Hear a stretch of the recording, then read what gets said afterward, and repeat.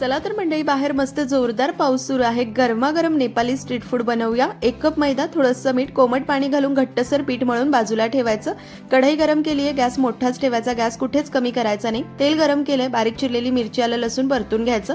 1 गाजर, 1 कांदा बारीक चिरला, 1.5 कप बारीक चिरलेला कोबी मिनिटभर परतायचं. त्यामध्ये कांदापात, कोथिंबीर, चवीनुसार मीठ, अर्धा चमचा काळी मिरी पूड, 1 टेबलस्पून कॉर्नफ्लोअरची स्लरी घालून 1-1.5 मिनिटं मोठ्या आचेवर परतून हे मिश्रण एका ताटामध्ये काढून गार करायचं आहे. 2-2.5 मिनिटं फक्त मोठ्या आचेवर संपूर्ण प्रोसेस करायची.